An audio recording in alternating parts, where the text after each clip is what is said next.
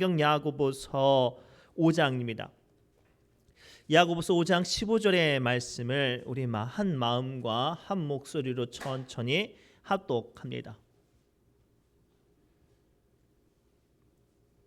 야고보서 5장 15절의 말씀을 우리 한 마음과 한 목소리로 천천히 합독합니다. 함께 읽겠습니다. 시작. 믿음의 기도는 병든 자를 구원하리니 주께서 그를 일으키시리라. 혹시 죄를 범하였을지라도 사하심을 받으리라. 아멘. 우리 잠깐 기도합니다. 하나님, 이 시간 강림하여 주옵소서. 주님의 말씀을 사모하고 또 기도 가운데 응답을 구하는 우리 귀한 믿음의 권속들이 이 시간 선포된 말씀을 통하여 하나님의 은혜와 능력을 붙잡게 해주시고, 이 시간 선포된 말씀이 지나가는 사람의 소리가 아니라 하나님의 말씀, 하나님의 언약 되어지게 하여 주옵소서. 모든 말씀 예수님의 이름으로 간절히 기도드리옵나이다. 아멘. 우리 옆 사람이 이렇게 축복할까요? 믿음의 기도를 합시다라고 축복합시다. 믿음의 기도를 하시기 바랍니다. 믿음의 기도, 갑자기 그러면 기도하는데 믿음이 없나? 있나? 이런 질문을 하실 수가 있어요. 제가 어떻게 이 단어를 설명할까 고민하던 중에 이 주유소를 앞을 지나갔는데 한 가지 신기한 걸 봤어요. 이제 우리 목포 지역에는 좀 없지만 수도권에는 일반 휘발유와 고급 휘발유가 있어요. 근데 가격 차이가요. 작게는 500원에서 많게는 2배, 3배 차이가 나는 거예요. 그런데 신기한 게 그렇게 비싼 휘발유를 넣고 다니는 사람들이 있더라고요. 물어봤더니 그 고급 휘발유는 일반 휘발유보다 자동차의 성능과 힘을 준대요. 똑같은 분량의 휘발유를 넣어도 자동차가 힘있게 달리기도 하고 또 자동차의 내연 배연 기간을 지켜줘서 수명을 아주 길게 한대요. 그래서 경제적인 여유가 있거나 아주 좋은 차를 타시는 분들은 일반 휘발유보다 조금 부담이 되지만 고급 휘발유를 넣는데요. 그렇다면 이 고급 휘발유가 도대체 뭐가 다르길래 이렇게 힘이 있을까요? 찾아봤더니 옥탄가라는 이제 용어를 쓰는데, 옥탄가가 일반 휘발유보다 훨씬 더 많이 있대요. 여기서 말하는 옥탄가가 무엇인가? 그 휘발유가 자동차에 들어갔을 때 폭발력을 말한대요. 똑같은 일반 휘발유는 폭발력이 막 예를 들면 5나 7 정도가 된다면 이 고급 휘발유는 옥탄가가 굉장히 높게 함유가 되어서 자동차에 들어가면 폭발력이 10에서 아니면 더 많게도 나오니까 더 강력한 힘이 있대요. 우리의 기도도 이와 같아요. 세상의 모든 사람들은 어려운 일, 답답한 일, 소망이 있으면 다 대체적으로 기도를 해요. 그런데 안타깝게도 기도하지만 어떤 사람들은 힘과 능력이 있어서 응답받는 기도, 하나님이 일하시는 기도, 눈에 보여지는 일들이 되어진단 말이에요. 근데 어떤 사람들은 기도하는데도 불구하고 빌빌빌빌거리고 더 여전히 삶이 힘들고 어려워요. 그 차이가 뭘까요? 오늘 본문의 말씀을 보면 믿음의 기도를 강조하고 있어요. 일반적인 믿음이 아니라 강력한 폭발적인 능력을 갖게 하는 믿음의 기도를 하라고 오늘 주님은 우리에게 말씀을 통해 선언하십니다. 그리고 이 믿음의 기도로 인하여서 우리에게 임하는 능력과 은혜, 그리고 그 영적인 비밀을 오늘 우리에게 설명하시죠. 오늘 말씀을 통해 그 영적인 비밀을 함께 발견하시기 바랍니다. 우리 11절 말씀 함께 읽겠습니다. 시작. 보라, 우리가 복되다 하나니 너희가 욥의 인내를 들었고 주께서 주신 결말을 보았거니와 주는 가장 자비하시고 긍휼히 여기시는 이시니라. 아멘. 오늘 야고보 사도는요, 믿음의 기도를 설명할 때 크게 세 가지를 말을 해요. 하나는 어떠한 병에도 고침을 받고, 넘어졌어도 낙심했어도 일으킴을 받고, 심지어는 제 가운데 있어도 사함을 받는 아주 믿음의 기도의 능력을 말하는데, 첫 번째로 병 고치는 기도의 권세를 설명할 때 욥에 대한 이야기를 해요. 욥은 어떤 인물이죠? 우리가 잘 알고 있었던 것처럼 동방의 의인으로 굉장히 믿음이 좋은 사람이었습니다. 그런데 사탄의 공격으로 인해서 한순간에 그 많던 재산을 다 약탈당했어요. 심지어는 목숨보다 소중했던 자녀들이 태풍에 휩쓸려서 한 자리에서 다 죽었습니다. 그 절망적인 상황 가운데 믿었던 아내조차도 하나님을 저주하고 죽어라 하고 떠나갔어요. 홀로 남겨진 그 욥의 마음과 몸이 무너졌는데 온몸에 욕창이 생겨가지고 기관장으로 몸을 긁지 않고서는 버틸 수 없는 질병, 몸이 그 무너지는 어려움을 만났어요. 그 소식이 멀리 퍼져서 타 지역에 있는 친구들에게도 전달이 되었네요. 친구들이 와가지고 위로한다고 왔는데 위로는커녕 야 네가 뭔가 똑바로 못 살아서 이런 일이 생겼지, 야 네가 제대로 못 믿어서 이렇게 이런 어려운 일이 생겼지라고 말하면서 욥을 위로하는 척하면서 더 마음이 무너지게 할 때 욥은 단 한 번도 하나님을 원망하지 않고 자기를 회복시켜 주실 하나님을 찾고 하나님을 기다리고 하나님을 부르짖었어요. 사랑하는 성도 여러분, 오늘 말씀을 통해 주님은 믿음의 기도는요, 어떠한 상황 가운데 있더라도 절망하지 않고 인내함으로 견뎌내므로 반드시 나를 회복시키실 하나님을 찾고 하나님을 기도하고 기다리고 하나님을 갈망하는 것, 그게 믿음의 기도라 말씀하세요. 우리가 병원에 가면 의사 선생님이 뚝딱 그 질병을 고치지는 않아요. 그렇죠? 그 질병을 살펴보고 그 질병을 고치기 위해 여러 가지 방법을 하나 둘씩 감당하게 하죠. 때로는 커다란 바늘이 몸을 찌르기도 하고요. 날카로운 메스가 내 배를 가르기도 하고요. 견딜 수 없는 약을 먹어야 되는 순간도 있어요. 그리고 그 견디기 힘든 순간을 인내해낸 사람이 회복을 경험할 수 있는 것처럼 말이죠. 믿음의 기도는 그거예요. 설령 내 마음과 삶이 감당하기 어려운 어떤 고난이 닥칠지라도 인내함으로 기도할 수 있는 사람, 인내할 수 있는 기도, 그 기도가 믿음의 기도라고 말씀하시죠. 한 걸음 더 나아가 로마서 5장 4절에 우리에게 이렇게 당부하십니다. 함께 읽겠습니다. 인내는 연단은 소망을 이루는 줄 알미로다. 아멘. 오늘 우리에게 주시는 이 믿음의 기도의 영적인 사인 첫 번째가 발견되어지십니까? 믿음의 기도는 인내로 소망을 이루게 하는 힘이 있어요. 그러 이 시간 원치 않은 질병 가운데 있습니까? 혹은 약함 가운데 극복하지 못해서 허덕이고 계십니까? 그 가운데 인내함으로 믿음의 기도를 이루어내시기를 주님의 이름으로 축복합니다. 오늘 말씀 통해 두 번째는 믿음의 기도는 고난을 당하여도 일어서내는 기도의 사람을 말을 하고 있습니다. 우리 13절 말씀 다시 한번 읽겠습니다. 시작. 너희 중에 고난 당하는 자가 있느냐? 그는 기도할 것이요. 즐거워하는 자가 있느냐? 그는 찬송할지니라. 아멘. 이 말씀을 좀 우리가 깊게 살펴보십시오. 우리 기도하다가 어떤 더 힘들고 어려운 일들을 만나면 그 기도를 이어서 하기는 쉽지가 않죠. 얼마 전에 지난 9일 날 중국 하얼빈 동계 아시안 게임 여자 1000m 준결승전 경기를 보신 분 계신가요? 이름이 굉장히 특이한 여자 선수가 있는데 김릴리라는 선수가 이분이 우승 후보거든요. 근데 경기를 쭉 가던 중에 일본 선수랑 몸이 부딪혀서 넘어졌어요.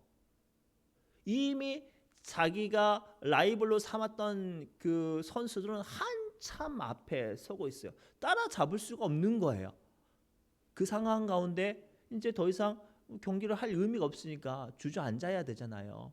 그런데 이 김릴리라는 선수는 그래도 일어나서 계속 경기를 따라갔대요.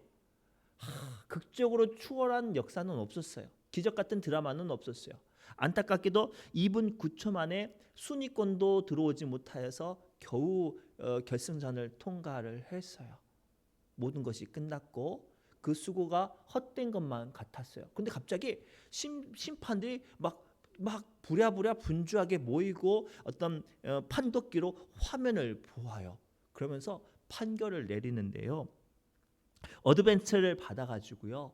이 선수가 이 순위권에 들어가지는 못했지만 그럼에도 불구하고 준결승전에 진출하게 되는 자격을 받았어요. 만약에 이 김일이라는 선수가 넘어졌다고 해서 야 이제 끝났어, 아유 이제 따라가봐야 꼴등이지, 뭘 굳이 땀을 빼겠어라고 계속 주저앉았으면 이런 기적은 이 선수에게 임하지 못했을 거예요. 사랑하는 성도분, 믿음의 기도라는 우리가 기도하는 가운데 여전히 고난을 만나고 설령 더 큰 고난을 만났어도 기도로 일어설 수 있는 사람, 그 가운데서도 다시 한번 기도로 일어서는 기도를 믿음의 기도라고 말하고, 그런 기도가 하나님께서 이기는 기도, 승리하는 기도, 하나님께서 함께 하시는 기도라고 말씀하세요. 그 대표적인 인물이 우리가 잘 알고 있는 사도행전 16장에 등장한 사건, 사도 바울이 빌립보에서 신라와 함께 복음을 전하다가 귀신 들린 여종을 만나요. 이 귀신 들린 여종이 전도하고 있는 사도 바울을 쫓아다니면서 사도 바울을 증거하네요. 사도 바울이 전하는 예수님을 증거하네요. 야, 이 사람은 너희를 구원할 예수 그리스도를 전하는 사람이라고 말을 하니까 사도 바울이 낯선 도시고 또 얌전히 지내야 될 어떤 도시였지만 마음에 주는 감동에 의해서 그 여종을 따로 불러서 귀신을 쫓아내요. 고쳐줘요. 잘한 일이잖아요. 착한 일이잖아요. 그런데 이 귀신 들린 여종 때문에 돈 벌던 주인이 이 돈 벌 수단이 사라지니까 고발을 했어요. 그냥 고발하는 게 아니라 동네 사람들, 도시 사람들 다 불러 모으고 이 사람이 우리 도시를 법을 질서를 어지럽히는 사람이라고 고발을 해요. 그리고 모든 사람이 분노를 하게 해서 사도 바울을 흠씬 두들겨 맞고 두들겨 패고 감옥에 가둬버렸어요. 말이 두들겨 패는 거지 이 당시의 태형은요, 한 대만 맞아도 근육이 파열되어지거나 심하면 뼈가 부러지는 형벌이 태형이에요. 오늘날도 저기 태국이나 어떤 말레이시아 쪽에 가면 이슬람 문화권에 있으면 태형이라는 법이 있는데 정말로 한 번 맞는 사진을 봤는데 근육이 살점이 뜯겨 나가가지고 시퍼렇게 되는 것들을 보아요. 그런데 그런 태형을 흠씬 두들겨 맞고 감옥에 갇힌 바울과 실라가 생각해 보세요. 앉아 있었겠어요? 누워 있었겠어요? 누워 있었지 않겠습니까? 아이고 허리야, 아이고 종아리야, 온 몸을 아주 타작하듯이 머리끝부터 발끝까지 우리 전라도 말로 조사버린다고 하잖아요. 그렇게 맞고 쓰러졌을 텐데 성경에 보니까요, 바울과 실라가 어떻게 해요? 가장 먼저 뭐를 하죠? 기도를 해요.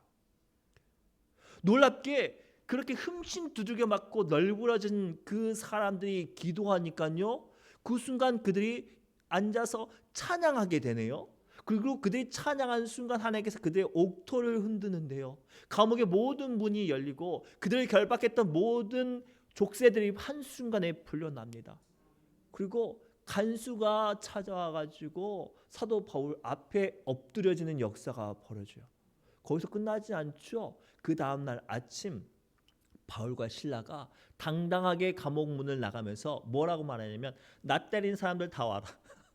나 로마 시민권자야. 너희들 감히 이럴 수 있어. 당당하게 그들 앞에 서서 외치는 순간 사도 바울을 조롱하고 그를 공격하고 그를 무시했던 모든 사람이 그 사도 바울 앞에 엎드려서 제발 좀 살려주세요.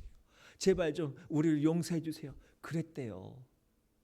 사랑하는 성도분, 이 사도 바울의 이김의 힘, 정말로 머리끝부터 발끝까지 흠씬 두들겨 맞고 널브러졌던 이 사도 바울이 우뚝 설 수 있었던 힘이 어디에서 나왔을까요? 로마 시민권이요? 아니에요. 기도예요, 기도. 사랑하는 성도분, 오늘 하나님께서는 이 시간 원치 않는 고난과 사탄의 공격과 풀리지 않은 문제로 무너진 여러분들에게 말씀하세요. 그 순간에는 그냥 기도가 아니라 어떠한 절망 가운데 있을지라도 내가 기도하면 나를 일으키시리라는 하나님을 믿는 믿음의 기도, 그 기도를 하라고 우리에게 말씀하세요.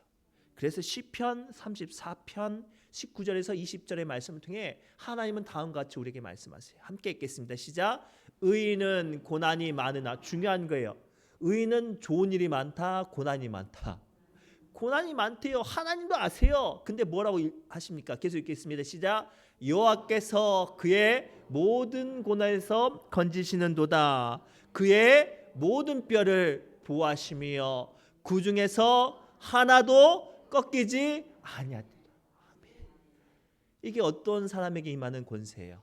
믿음의 기도로 하나님 의지하고 일어서는 사람, 그 사람에게 오늘 주님께서는 건지시고 일으켜 세우신다고 말씀하세요. 특별히 2025년도 살아갈 때 앞서 말씀드렸던 것처럼 우리에게 대로 같은 일들만 있지는 않을 거예요. 성경에도 말씀드린 것처럼 고난이 많대요. 그러나 그 가운데서도 믿음의 기도를 하는 사람에게는 하나님께서 건지게 하시고 하나님께서 뼈를 보호하시고 우뚝 서게 하실 줄 믿습니다. 고로 믿음의 기도하는 시간 되기를 바랍니다. 마지막으로요. 믿음의 기도는요. 죄를 범한 사람도 사는 긍휼의 은혜, 회복의 은혜, 다시 한번 새롭게 하는 은혜가 임하는 줄 믿습니다. 우리 15절 오늘 본문의 말씀을 다시 한번 읽겠습니다. 시작.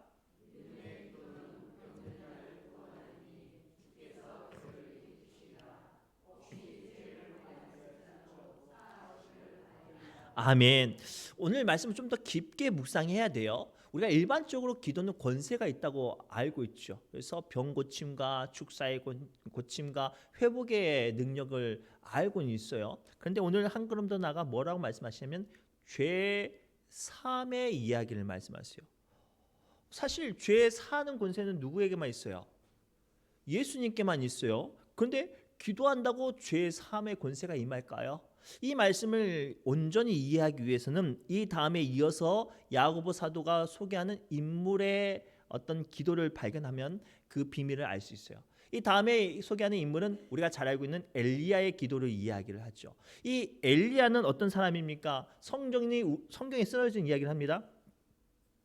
성전이 우리와 똑같은 사람이지만 간절히 기도함으로 3년 6개월 동안 비가 내리지 않고 또 기도함으로 3년 6개월 동안 내리지 않았던 비가 내리게 했던 기도의 사람이라고 소개를 해요. 이 배경을 먼저 알아야 돼요. 당시에 이 엘리야는요 북이스라엘에 하나님의 말씀을 전했던 선지자인데요. 이때 북이스라엘은 아합 왕과 그의 아내 이세벨의 영향으로 인해서 하나님을 믿는 신앙을 다 저버리고 바알과 아세라만 섬겼어요. 얼마나 그들이 패역했는지 하나님이 그들을 버렸어요. 그들에게 마음이 떠나버렸단 말이에요. 그래서 그 북이스라엘을 책망하고자 3년 6개월 동안 그 땅에 비를 내리지 않았어요. 1년만 비가 안 내려도 그 나라는 망해요. 근데 3년 6개월 동안 그 땅에 비가 안 내리니 그 나라는 신음하고 그 나라의 백성들은 다 줄여 죽겠죠. 그 죽음만 가득한 땅에 하나님께서는 다시 한번 엘리야에게 뭐를 요구하시죠? 기도하게 하세요. 어떤 기도예요? 3년 6개월 동안 하늘의 문이 닫혀버린 그곳에 다시 한번 하늘의 문을 여는 기도를 하게 하시죠. 여기서 말하는 하늘의 문이 열리는 기도는 오늘 이 세상 가운데 타락함과 죄악 가운데 있는 구원의 문을 여는 그 기도라고 이해할 수도 있어요. 중요한 건 엘리야는 그 기도를 어떻게 해요? 간절히 해요. 사안을 보내죠. 하늘에 구름이 보이는가? 하늘에 구름이 보이는가? 비올 사인이 있는가? 근데 사안이 속도 없이 아니요. 암시랑도 안 하는데요. 조금도 어떤 기미가 안 보이는데요. 그런데도 불구하고 엘리야가 낙심했다는 이야기 있어요. 그럴수록 더 간절히 기도하죠. 얼마나 간절히 기도하는지 머리가 무릎 사이에 들어갔대요. 이거 요가하는 사람도 쉽지 않은 동작이에요. 그만큼 엘리야가 자기의 모든 것들이 무너질지라도 하나님의 응답을 구하는 그 믿음의 기도를 지금 한 거예요. 하늘에서 사인이 보이지 않고 내 옆에 도와줄 사람도 내 기도를 무시해도 하나님께서 이 기도를 통해서 반드시 일하실 것이라는 그 믿음의 기도 말이에요. 그리고 그 엘리야의 간절한 기도 끝에 바다 위에 구름이 뜨는데 막 시커멓고 커다란 구름이 뜨는 게 아니라 이 손바닥만한 구름이 떴대요. 근데 놀랍게 엘리야가 어떻게 대처를 하죠? 됐다. 이제 비가 올 거다. 가서 왕에게 큰 비가 내릴 거니까 여기 있지 말고 왕궁으로 들어가라고 전해라라고 말을 해요. 어떤 구름이라고요? 손바닥만한 구름. 아니 3년 6개월 동안 비가 안 내렸으면 하다못해 어떤 집채만한 구름이라도 보여야 되지 않겠습니까? 이 애기 코 닦는 것도 아니고 이 손바닥만한 구름을 봤는데도 불구하고 엘리야는 뭐를 해요? 믿었어요. 3년 6개월 동안 닫혔던 이 땅에 하나님께서 살리시는 생명의 비가 그 손바닥만한 구름일지라도 이 땅을 적시리라는 그 믿음으로 말이에요. 그리고 그 믿음의 기도가 응답되어서 3년 6개월 동안 내리지 않았던 그 땅을 큰 비로 그 땅을 살리는 역사가 그 엘리야의 기도로 시작되었습니다. 오늘 본문의 말씀을 우리에게 통해서 주시는 죄 사함의 권세는요, 이 세상 가운데 또 하나님 앞에 죄 가운데 타락하고 무너지고 생명의 문이 닫힌 사람, 그 영혼을 위해서 기도하면 하나님께서 그 사람의 영혼의 구원의 길들을 열어주실 것이다. 그 사인이에요.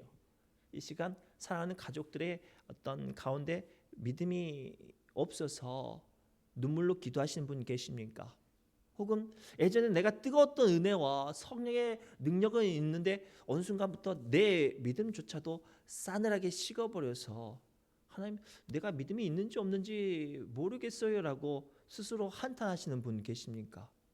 오늘 주님은 믿음의 기도를 하라고 명령하세요.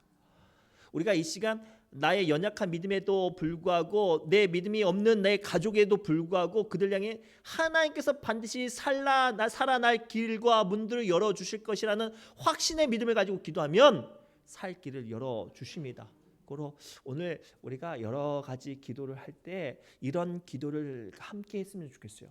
무엇보다 마지막으로 말씀을 맺겠습니다. 가장 중요한 건 이 믿음의 기도를 할 때 우리 주님은 어떻게 하실까요? 성경에 이렇게 표현하고 계세요. 예수님께서 말씀하시네요. 두세 사람 가운데 내 이름으로 모인 곳에는 나도 그들과 함께 하겠다. 이게 믿음의 기도가 권세 있는 기도예요. 이 시간 우리 찬송하고 기도의 자리로 나갈 때 힘들고 어렵고 혼자 발버둥 치는 기도가 아니에요.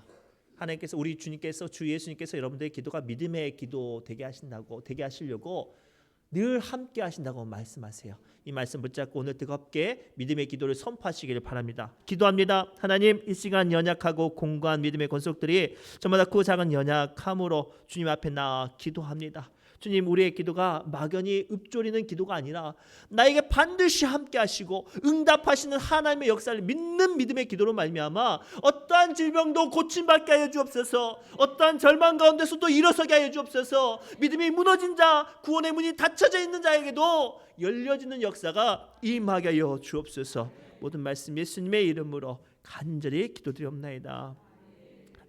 우리 예수 늘 함께 하시네. 우리 찬송하면서 기도의 자리로 나갑니다.